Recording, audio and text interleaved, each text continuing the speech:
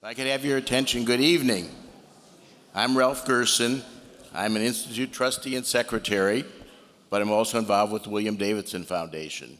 And on behalf of the foundation, my wife Erica, my colleagues Darren McKeever and Carrie Alterman, and all of our people basically, we'd like to say how happy and proud we are to be part of this special event tonight.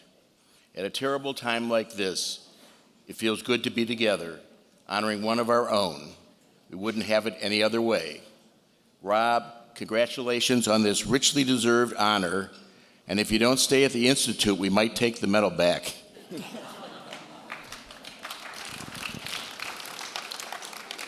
And I'm Sarah Mae Stern, and that's exactly what my mom, Betsy, wanted me to say. After all, the entire Stern family, my late dad, Wally, my mom, Betsy, my brothers, Willie and David, and my husband, Mark, are charter members of the Rob Satloff fan club.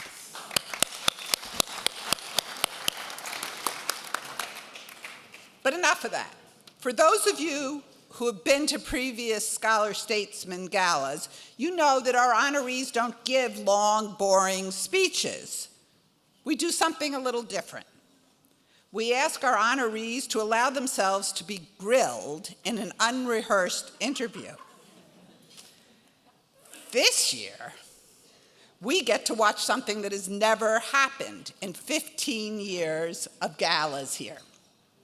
Instead of asking the questions, Rob is going to be on the receiving end, and that alone is worth the price of admission.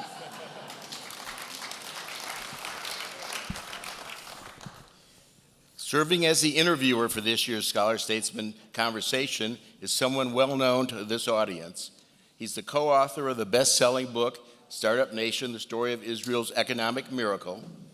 He's the host of the wildly popular podcast, Call Me Back, and he has a brand new book on the sources of Israel's remarkable national resilience that hit the shelves just last week, called The Genius of Israel.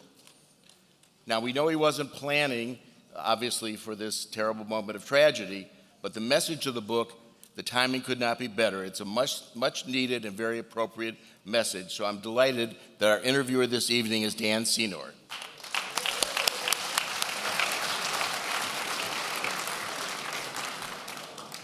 But before we bring Dan out, we have one more piece of business. Tonight, we are indeed honoring Rob for his 30 years of outstanding leadership of the Institute. By any stretch, that's a remarkable run. And we are happy to know, Rob, that there are many years yet to come. It's a real pleasure to be here, Rob. I do get to grill you in a moment, but I think before I do, you want to say a few very brief words, and then I'm going to grill you. Thank you very much, Dan. I'm going to break the rule that I've had for 15 years. I just want to say a very few thank yous. First, to Nicole and Ahmed, I hope you know this is the first time ever in America that either this or any Emirati and Israeli duo ever performed together.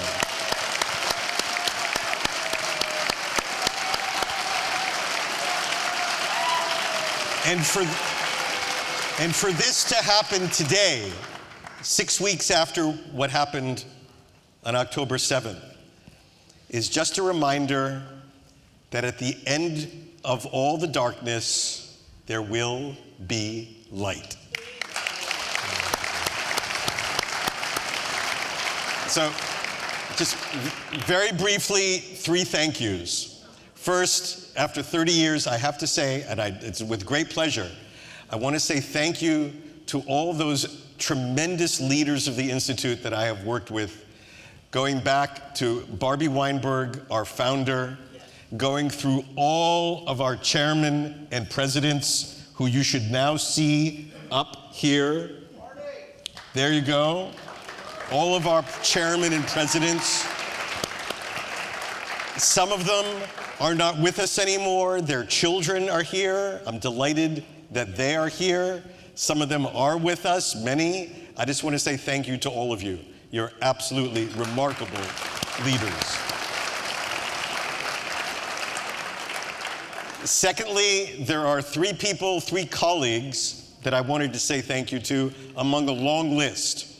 One of them is not here tonight, and that is the guy who just yesterday wrote me, and he said that one of the things in his professional career he's most proud of is that he gave me my first job, which also turned out to be my last job. And that is Ambassador Martin Indyk, who is my predecessor as director of the Institute. Secondly, if I've been with the Institute for 38 years, there's someone here who's been with the Institute for 37 years, and I want to say a special thanks to Laura Hanna, our CFO. If the Institute has had clean audits for 37 years, it's because of Laura. And then there's also someone else who's been involved with the Institute for 37 years. He wrote our first policy paper, and if he stays in this business as long as Henry Kissinger, maybe he'll write our last one too, and that's Ambassador Dennis Ross.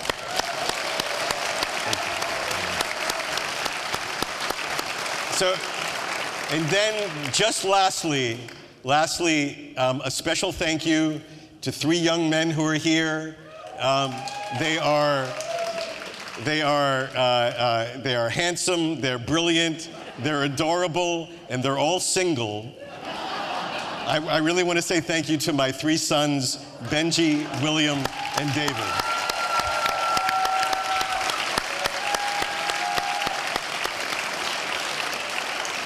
All right, with that, All right. Dan, it's up to you. Okay, so Rob, I'm just going to get right into it. You and I met in the summer in Manhattan. We met at my office, and we were talking about this evening. And we were talking about how to structure this conversation. And I said to you, should we get into a little bit about current events? Should I pick your brain a little bit on kind of what's going on in the Middle East and Israel? And you're like, judicial reform? It's like, do we really want to get into that? Now, you would say, if we could only go back to the quaint days of judicial reform, when life was so simple. So we decided then not to get into current events, but I feel like tonight we have to, because you're here and because everything that's going on and because it's so fresh. And you have been prolific. We're only 6-7 weeks out, and yet from the massacre, and you have been prolific. And I want to just quote from something you wrote. You wrote in American Purpose, I'm quoting from a long piece you wrote. You said, "What was Hamas thinking?" one asks. "Surely Hamas leaders, whether in the tunnels under Gaza City or the hotels of Doha, must have known that their dramatic change of tactics would trigger an equally dramatic change in Israeli strategy. Perhaps they thought that the taking of hostages would provide an escape, as was the case with the Chechen jihadists in the first round of their fighting against Russia in the mid-1990s. Or perhaps they were counting on Iran to ease the pressure by having Hezbollah launch its vaunted missile arsenal against Israel, opening a horrific second front of war for Israel. If either or both is the case, so far, and I repeat, so far, Hamas has miscalculated." Now, you have spent a lifetime, a career studying the calculations of various actors in the Middle East. Do you really think Hamas miscalculated? I mean, they put the Palestinian issue back on the map. Suddenly the whole world is paying attention to the Palestinian issue. They have at least temporarily frozen Israeli-Saudi normalization. And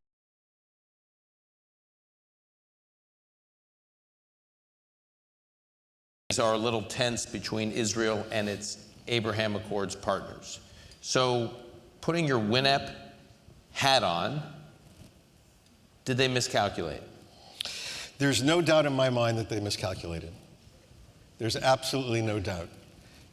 It is certainly true that Hamas has scored some tactical victories, the ones you just listed. But there is no doubt in my mind that they miscalculated the resolve of the people of Israel to fight back and to be victorious. And look, ultimately it goes straight back to that same story that we've all heard 1,000 times from Joe Biden quoting Golda Meir. I'm sure Biden has said that before? Yeah, believe it or not. I'm sure 200 people in this room could tell the story. The secret weapon of the people of Israel? Shh, they have no place else to go.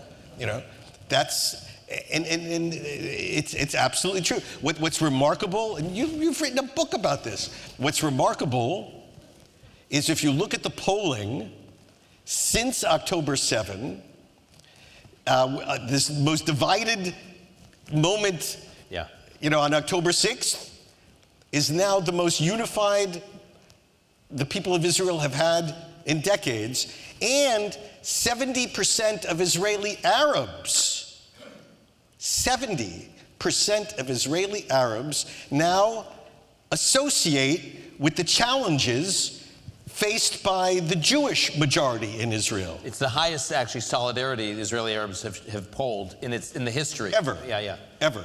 So, yes, I think Hamas made a huge mistake, and the end result will be the destruction of Hamas.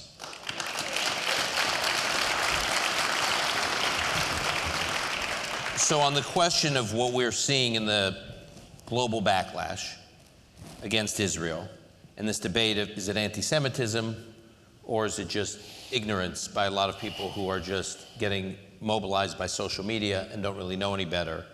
And we're trying to understand if these are real, serious, pogroms going on all over the world, or it's just like faddish for a bunch of people to pile on with these TikTok videos moving around and going viral, and it'll kind of fade out. And you wrote in The Hill, and I'm quoting here, "Indeed, in the court of public opinion, Israel appears to have lost millions who aren't anti-Semites. People of goodwill who saw what happened on October 7th, watched what happened since, and believe Israel bears a good measure of responsibility for the human misery they see each night on TV or social media." And then you go on in the piece to lay out a series of steps. In that piece and another piece you wrote, you lay out a series of steps that you believe Israel could take to kind of mollify, if you will, the global masses. Not the diehard anti-Semites who clearly are not operating in good faith, but these others that you kind of think are up for grabs. And I guess my question for you is, do you really think they can be mollified? Like, do you really think there are steps Israel could take? The temperature is so hot. Do you really think that if there is this many hours of pause per day, and there are this many fuel trucks going in, and instead of 50,000 people leaving on a given day from North Gaza to South Gaza, it'll be 100,000, that's actually what the people who are tearing down the posters of the Israeli hostages that are children, that are storming college campuses and preventing Jews from studying, do you really think that is what they're looking for, is sort of these incremental concessions by Israel? So this is a very good question. Let me say a couple of things. The last 6 weeks have been some of the most depressing and heartbreaking of my professional career. Not just because of the horror of October 7th, which was bad enough,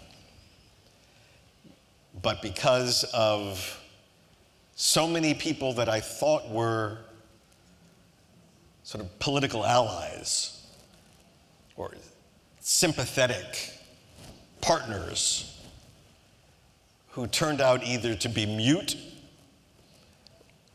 or worse, or a hell of a lot worse. Muteness was bad enough, but to turn on the TV and see people in responsible positions essentially project what is the October 7th equivalent of Holocaust denial is just horrible. And that's just been a terrible burden and horror for the last 6 weeks. I don't think that all the millions of people who are out there agree with that. I think there's a vast percentage of people who were moved by October 7th and who saw the horrific events of October 7th, but it disappeared from their feeds or the TV screens by the 8th or the 9th or the 10th or the 11th. And then for the month that followed, what they saw was Gaza. And, as deep as October 7th got, the last 4 weeks have been digging in even deeper. And so I think for a certain crowd, not the Holocaust denier equivalents, but for a certain crowd, it is essential, A, to continually remind them about October 7th, and this is why I wish we could find a way to project more broadly that horrific GoPro video from the perpetrators. And I also think it is important for the Israelis to be seen as much as possible to be projecting what we know they do in practice anyway, which is to try to avoid civilian casualties. And to project that, to amplify that. Again, it's not going to win, but it's essential to try to limit the damage because this is going to be a long fight. Before I move off this topic, so you're in regular touch. One of the great assets of WINEP is you guys talk to everybody in the region. So I assume you've talked to various leaders and officials in the Arab world since October 7th. Do they, without naming names, and obviously this may be irreconcilable with what they say publicly, but do they want Israel to win against Hamas? So this is one of the great ironies. The short answer to your question is yes. I have spoken to, my colleagues have spoken to, almost every single major Arab leader, and they will all say, we wish the Israelis would destroy them tomorrow. Call me when it's over. That's basically what they say. Now, if you look at the public statements in the Middle East, Hamas is the group that cannot be named. Almost no Arab leader or official ever even utters the word. It has somehow become, impossible even to get the word out of your mouth. But privately, they all view Hamas as a danger to them, right, and what they want, not just a threat to Israel. So yes, the answer is definitely yes. Okay, we could talk about this all night, and we're not going to do that. I do want to talk to you a little bit about you and WINEP. So as the video said, you took a trip to the Middle East 42 years ago. Was that your first trip to the Middle East? Yes. Okay. And you were there as part of a collegiate journalism program. Yes. Which means you were basically on a path to being a journalist. And then you wound up here. Yeah. More or less.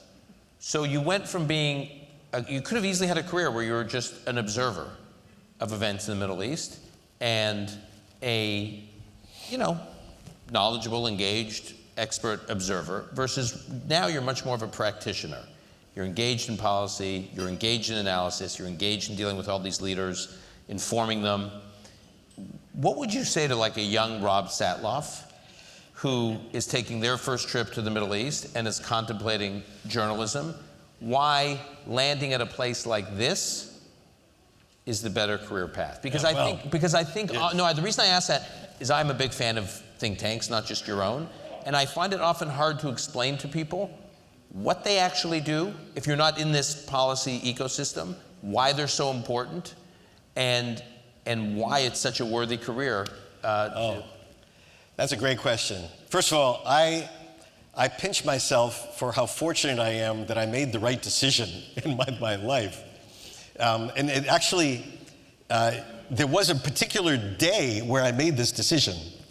After my first year of graduate school at Harvard, I'm afraid to say, Yeah. Yes, anyway. Yes. A school to which I do not give any money. No, you give $1 a year. $1 a year. So after my first year at Harvard Graduate School, I had a choice. I was offered a job to be the beat reporter covering the Arab community in Detroit for the Detroit Free Press. I had another job offer to work on the Jerusalem Post, or I could take a US government Title VI fellowship and go to Arabic language camp at Middlebury College, an immersion language program. Wow. And I am so thankful that I went to Arabic language camp. I mean, I hate to say it, but journalism turned out to be a horrible profession in America for the last 30 years. You know, I'd still be on the street corner trying to raise another couple of bucks. But journalism today, journalism today is just not what it was 30, 40 years ago. And at the same time, what I was fortunate to get into has become a real opportunity to impact decisions at the highest level of our government. You know, I pinch myself. My father was born in a shtetl an hour outside of Kiev 102 years ago. And I get to go to the White House and talk to the most senior people in our government about the fate of American policy in the Middle East. I mean, what could be better than that? Right.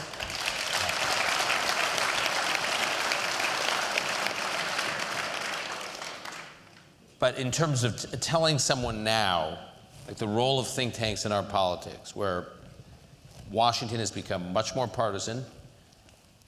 WINEP has actually, I think the Institute has eluded that. It's one of the last institutions in Washington that is nonpartisan, truly nonpartisan. I mean, they all say they're nonpartisan because they're 501c3s, and they don't want to mess with their tax status. Right. You guys are really nonpartisan. That's right. So, talk a little bit about that and the role. So it's not so easy. I got to tell you, in the old days, we used to be able to do groups where we would take 10 Democrats, 10 Republicans, travel to the Middle East, come back and write a single bipartisan report that would reflect a consensus view on how to approach problems in the Middle East. Right. Ha! Right.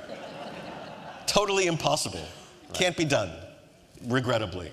But what we can do, and I make a big effort to do it, is that for every senior person that comes out of a Republican administration, we have a senior person that comes out of a Democratic administration. And you can go straight down our staff, and it is almost exactly equal. Republican alumni, Democratic alumni, et cetera, et cetera. And that's essential. I don't know how you can operate seriously in Washington year after year if you don't do that. I mean, it's a little bit of an advertisement for the Institute, but there are some institutions that make a choice. Right. That we're going to be one or the other. That's what I mean, right. And my view is, if you're a donor to these institutions, how can you possibly make a donation knowing that for the next 4 or 8 years, you and what you represent will be irrelevant?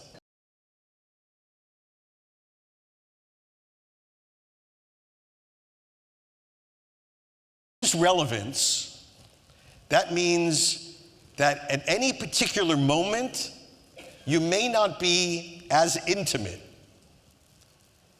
because you're not going to be all in with Republicans or all in with Democrats, but you will always be relevant. And I will choose relevance over intimacy any day of the week. That's a good way to put it.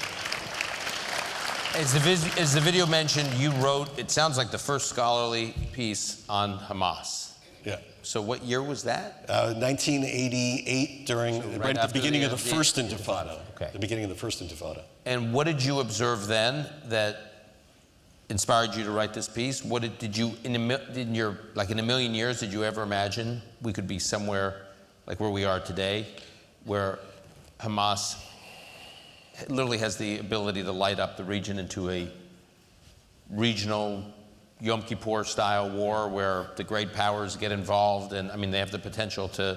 Do you think it's just a ragtag kind of extremist fringe group that was going to put pressure on Fatah and the PLO, or did you think they could evolve into something that they are today? Look, back then, 30 plus years ago, the basic idea was to look at Islam in Palestinian politics and how Islam became a powerful, animating theme of the early Palestinian uprising, and Hamas represents that. The idea that they became, such, I hate to use the term, but such an effective terrorist organization, nobody thought this was going to be the case 35 years ago. And look, I bear my fair share of analytical short-sightedness. I'm the first to admit it. And I had no idea that they would evolve into what they've evolved into, and that they would have the level of state support from Iran that helped them become what they are now today. You wrote 2 books about Jordanian politics. You're a real student and expert on Jordanian politics. When we got together over the summer, we ended up spending like 80% of the time talking about various figures in Jordanian politics. You were very close to King Hussein. You have a relationship with King Abdullah.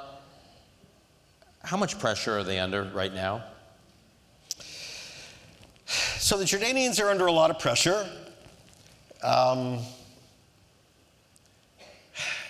It's well known the Jordanian population is overwhelmingly of Palestinian origin. The Hashemites, the Hashemites are sort of like the Hashemites, the ruling family. In this case, they're very much like that Golda Meir line. They, like the Israelis, have nowhere else to go. And so ultimately, in the end, the Hashemites will fight. But the Hashemites prefer not to fight if they can avoid it. And as what we're seeing is the Hashemites are bending quite a lot to the voice of the street. In my view, a little bit too much, to be perfectly honest. I would prefer to see a little bit more spine from the rulers in Amman, but they are under enormous domestic pressure. And I remember what King Hussein, he once explained to me many years ago when I asked him something, but it was his theory of governance. He said to me, Mr. Satloff, that's the way he would talk. He said, a leader has to deal with today's problems today and tomorrow's problems tomorrow. So please don't ask me about tomorrow. I'm busy dealing with today. You wrote another book, Among the Righteous. Actually, when I first met you, you were working on that book. This was a book about, I don't want to call them righteous Gentiles. What do we call them? Righteous Muslims. Arabs. Righteous Arabs, which were Arab Muslims that many cases risked their lives to save Jews during the Second World War in the Arab world. My first question is, how did you stumble upon that story? And then second, what inspired you to write it? You talked a little bit about it in this video we saw. Yeah, thank you. So, it was actually one of the most innovative. No one was doing it. It truly was groundbreaking. This was not a beat anyone was focused on. It's true, and one of the great sources of pride I have in my own professional life is that there are now dozens of graduate students out there who've sort of picking up the baton and pursued this. It really makes me feel very proud. One of the things I've always tried to do is ask the questions other people aren't asking. So why did I write 2 books on Jordanian politics? Because so many people in academia were focused on Palestinian politics. But nobody was asking, what is the issue on the East Bank, not on the West Bank? And I thought that was much more interesting. On this issue, I got interested after 9/11 at how we in the West engage Arabs on the question of Holocaust denial. And, frankly, we tend to do 2 things. We either tell them the faraway story of what happened in Europe and expect them to understand and appreciate it and sympathize, or we just recite for them the long list of all the insulting things we read in Arab media about Holocaust denial, and we expect them to apologize for it. No, these are necessary, but none of this really has any impact. So I asked a different question. I asked, isn't this an Arab story too? Didn't Arabs play any role in any of this? And weren't there any Arabs who saved any Jews? Even one? And so I started out just trying to find one. And in the end, I found a lot more than one. And so that opened up this opportunity to tell a different story. And again, it doesn't solve everything, but it's a different way to engage this huge problem. And over the last 20 years, I've talked to tens and tens of thousands of Arabs, and at least they listen. They don't all agree, but at least they listen. And in my book, that's actually a bit of progress. And in your research, I mean, if you had to, just for simplicity's sake for this evening, if you had to pinpoint one common through line among all the people you interviewed for that book as to what their motivation was for the risks they took to save Jewish lives. They all say the same thing, or their all children all say the same thing. They all say it wasn't because one was Muslim or one was Jewish. They all say it was the right and humane thing to do at the time, that they would do it again because it is just the right thing to do, which is really, of course, the right answer. It's what you want people to say. And I heard it time and time again. All right, I want to ask you one more question. Actually, 2 questions, sorry. First one is, when you took over, became the leader of this organization, I know it's great going to the White House and you get to advise senior national security officials on events in the Middle East and elsewhere, and that's very exciting. But you probably could not have imagined when you started in this organization and started to lead it that it would be the force that it has become. What did you think it would be when you took it over? Like, there's no way you kind of had like, here we are, like I got this, check. What were you envisioning?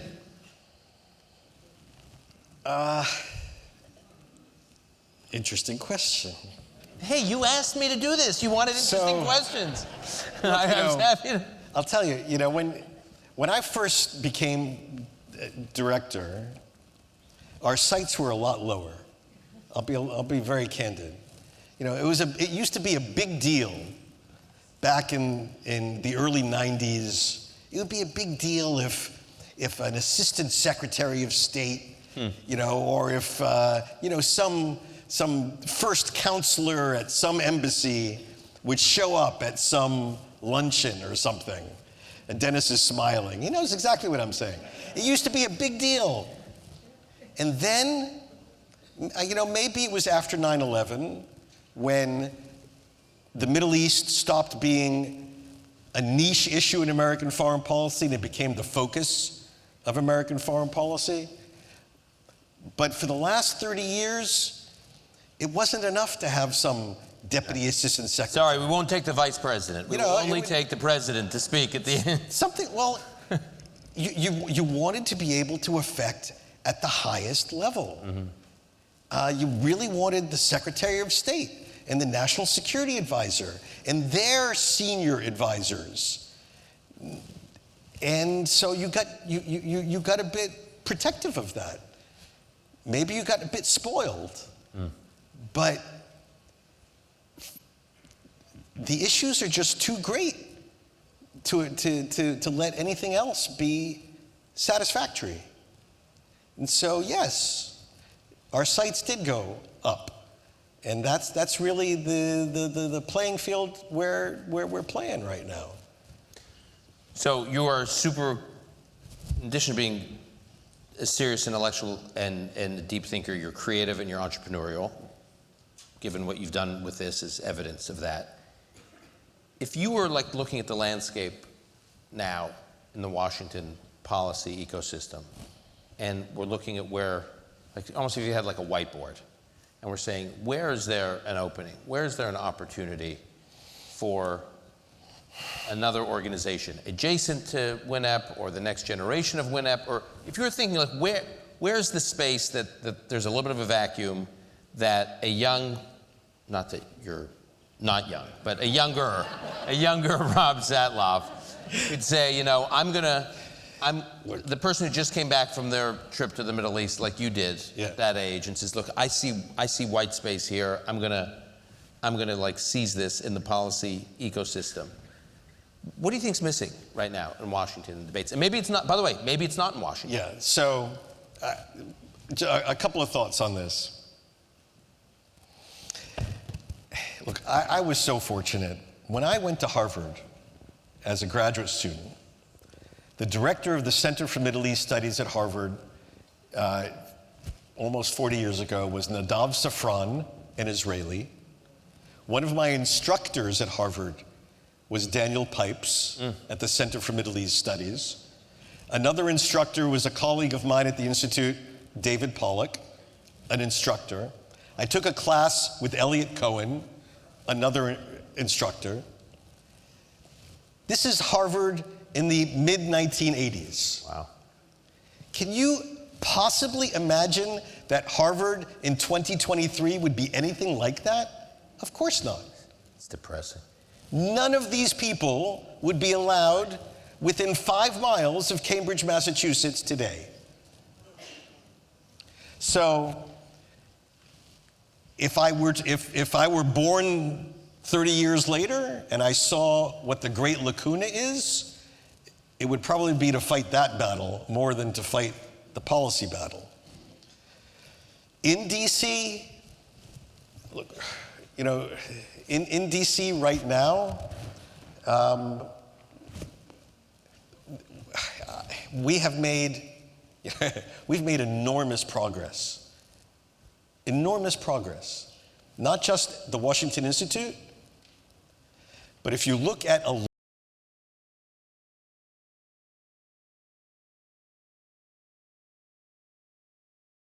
center in Washington. Not all of them, because some of them wouldn't have us, but many of them. So there are alumni of the Institute at many, from Brookings to CSIS to you name it, CFR, many alumni. This is great. I still feel we're going to have a huge policy battle ahead of us. When I think about the next 10 years, I think we are in for perhaps the biggest struggle, policy-wise, that we've ever had. Why? Yeah. I think somebody said it. I think Jay Bernstein may have said it in his remarks. Our last 2 presidents, Republican and Democrat, both of them wanted America to diminish its role in the Middle East. I think there is now a dangerous path that we're on a bipartisan, dangerous, isolationist path which diminishes America's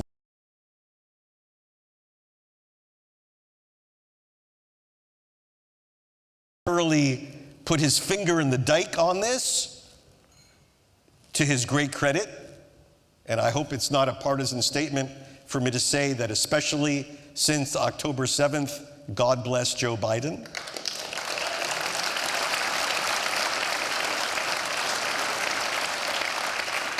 But if Joe Biden has his finger in the dike, the pressure on that dike is huge. It's huge, and it comes from both parties. Perhaps one more than the other, but it comes from both parties. And so I know that our job is by no means done. We have a huge battle ahead of us. We're in a little bubble right now where there's a lot of enthusiasm and support, but this bubble will burst.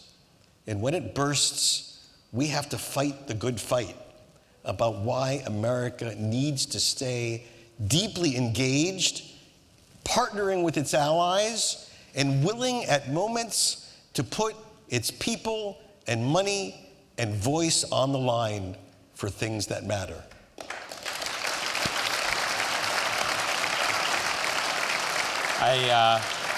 I think that's the perfect place to leave it, because that is the mission of the Washington Institute. It is the Rob Satloff mission, and it's just been great watching you from the sidelines and cheering you on over the last number of decades, and hopefully, God willing, into the future. Thanks for this fantastic, illuminating conversation. Thank you very much. That's terrific. That's great.